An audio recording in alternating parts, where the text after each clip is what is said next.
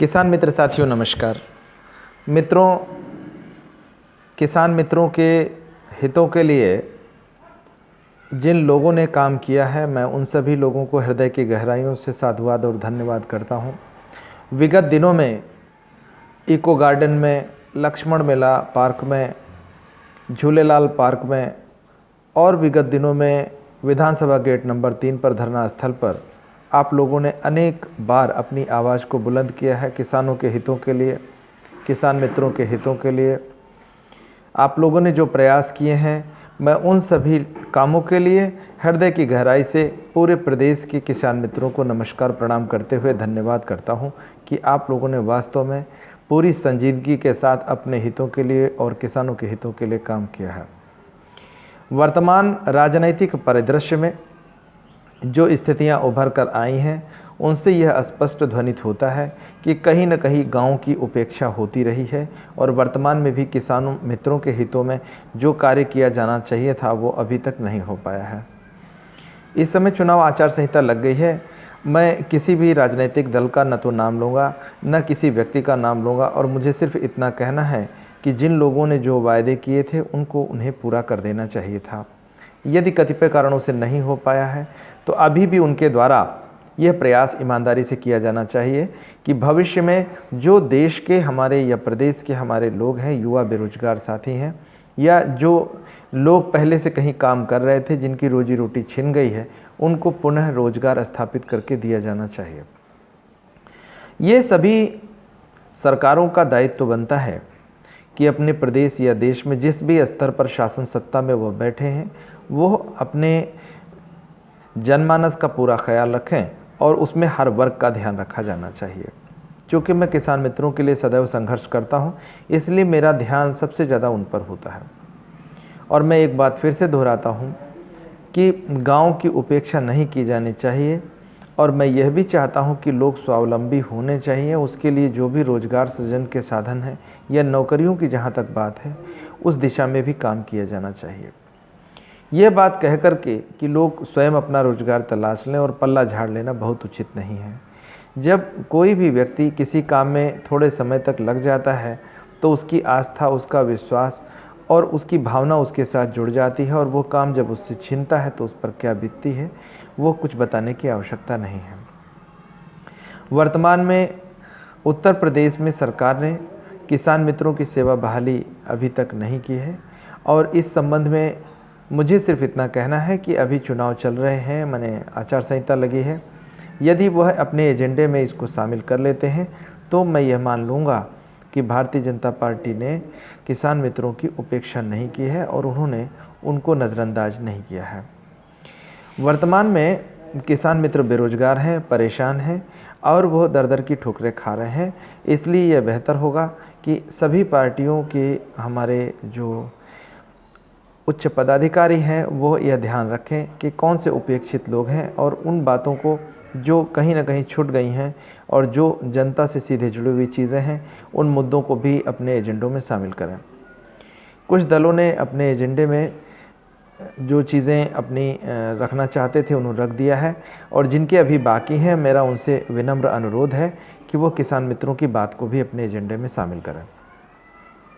मित्रों, अभी आप लोगों को उत्तर प्रदेश में थोड़े दिन तक और वर्तमान सरकार को देखना है, इसलिए यह कहना उचित नहीं होगा कि आप किधर जाएं। यह आपका अपना विवेक है, आपकी अपनी सोच है और आपकी इस स्वतंत्रता में मैं किसी तरह की कोई बाधा नहीं बनना चाहता।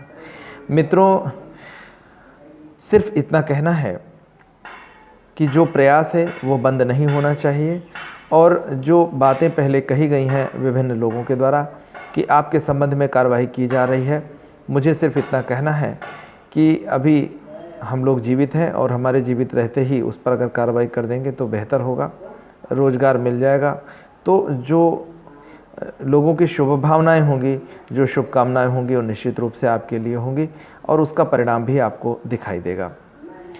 मित्रों, बहुत लंबी बात न करते हुए सिर्फ 2 ही बातें आपसे शेयर करनी थी। आपका एक ही प्रश्न होता है कि क्या अब तक हुआ है क्या हमें करना है। मैं ये कह रहा हूँ कि अभी तक कुछ नहीं हुआ है। क्या करना है इस बारे में यह कहना है कि सभी राजनीतिक दलों में जहाँ जिसकी अपनी जान पहचान है वहाँ पर प्रयास करें कि आपकी समस्या का निराकरण करने के लिए वह अपने एजेंडे में शामिल करें। जहाँ तक बात है संख्या बल की, तो अभी हम अपने कुछ नेताओं के साथ जहाँ पर जिस स्तर पर बात की जानी है मैं उसके संबंध में आप लोगों को अवगत करा दूंगा, व्हाट्सएप पर डाल दूंगा।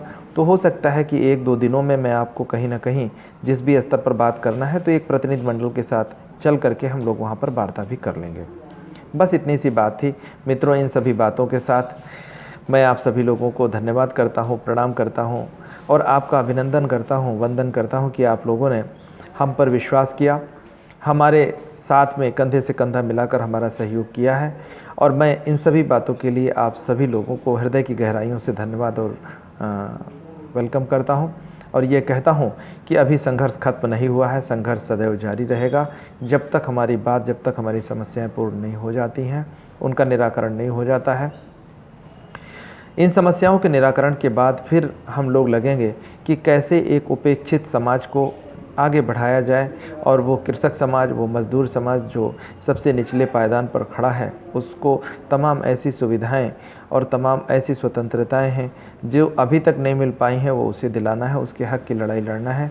मित्रों, इन सभी बातों के साथ मैं आप सभी लोगों को हृदय की गहराइयों से धन्यवाद करता हूं और प्रणाम करता हूं। मेरा प्रणाम स्वीकार करें।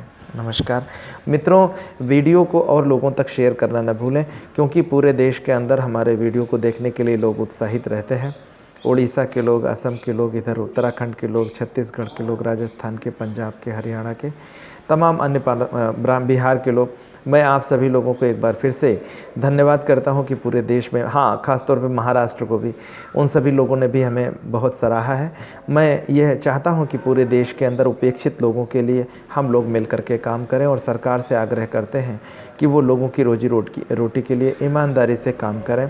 जब अभी नई सरकार बन कर के आएगी, जिसकी भी सरकार आएगी, मैं ये चाहूँगा कि अगर आपको लगता है कि हमारी बात सही है तो आप किसानों के लिए अगर काम करेंगे। किसानों की सेवा भगवान की सेवा है, ईश्वर की सेवा है, परमात्मा की सेवा है, क्योंकि वो सब्जी पैदा करने वाला है, दूध पैदा करने वाला है, पूरे देश का पालन पोषण करने वाला है। किसान सिर्फ वो नहीं है जो सीरियल क्रॉप्स ले रहा है।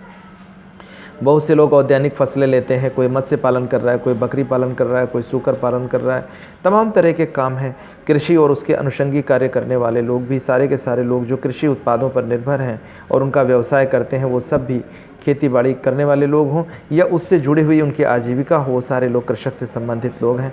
उनके हितों के लिए आप लोगों को काम करना है। आने वाली सरकार को मैं पहले से ही वेलकम करता हूं कि आप इन सब बातों का ध्यान रखेंगे। और एक बार पुनः पूरे देश के फार्मर फ्रेंड्स को, उत्तर प्रदेश के किसान मित्रों को मैं प्रणाम करता हूं। मेरा प्रणाम स्वीकार करें। नमस्कार मित्रों, वीडियो को शेयर करना ना भूलें, लाइक करना ना भूलें और अपने कमेंट्स जो आप देंगे उस पर हम निश्चित रूप से विचार करेंगे, इसलिए अपने कमेंट्स करना भी ना भूलें। धन्यवाद।